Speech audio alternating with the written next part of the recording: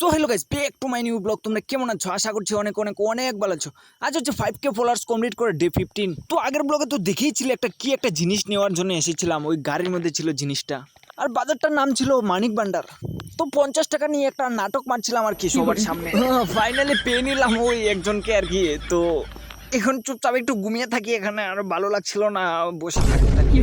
তো এখানে ঘুমিয়ে ও মাই গড, সরি, এটা তো ছিল ধান মানে এইগুলো দিয়ে ধানের চারা করে আর কি ওই ক্ষেতের মধ্যে লাগানো হবে। বস্তাটা জানি কোথা থেকে দিয়েছিল, এত সুন্দর বস্তা, আর এটার মধ্যে এত বড় চিরাজ ছিল, আমি পুরো ঢুকে যাবো এটার মধ্যে। তোমাদেরকে আকাশ বাতাস যা খুশি সব দেখাচ্ছিলাম আর কি। দেখাতে দেখাতে বাড়িতে যাচ্ছিলাম, রাস্তার মধ্যে কাম দৌড়িয়েছিলাম আর কি আমি, কিন্তু আমি না থাকার কারণে ওরা ভালো মতো কাজটা করছিল না।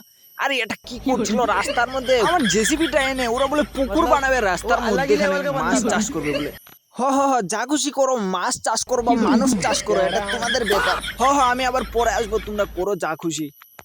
আরে এই জায়গাটা তোমরা চিনতেই পারবে এটা কোন জায়গা, আর এই ব্রিজটা দেখে তো আরো বেশি বুঝতে পারবে তোমরা, নদীর টদি আছে তো। জায়গাটা দেখতে থাকো তোমরা একটু। তো এই কাকা আস্তে আস্তে আস্তে, এখনো বিয়াটা করা বাকি রয়েছে। এই যে কলা গাছ আমি লাগিয়েছিলাম, এই কলাগুলা কেটে নিয়ে যেতে হবে বাড়ির মধ্যে।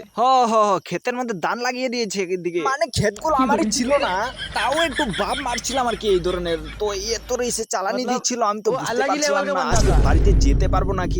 এই কাকা আস্তে আস্তে, বাড়ির মধ্যে বউ বাচ্চা রেখে এসেছি, আজকে যেতে পারবো এটাই বুঝতে পারছি না। রেলের মধ্যে ঢুকে উল্টিয়ে পড়ে থাকবো, এটা তো বুঝতে পারছিলাম না ব্যাপারটা। আরে এই যে রাজহাঁস দেখতেই পাচ্ছ। তো ব্লগটা যদি ভালো লাগে তাহলে লাইক টেক করে দিও, আর ব্লগটা বড় করে লাভ নেই। আর আজকের ব্লগটা এখানে শেষ করছি, টাটা, আবার দেখাবো অন্য ব্লগে।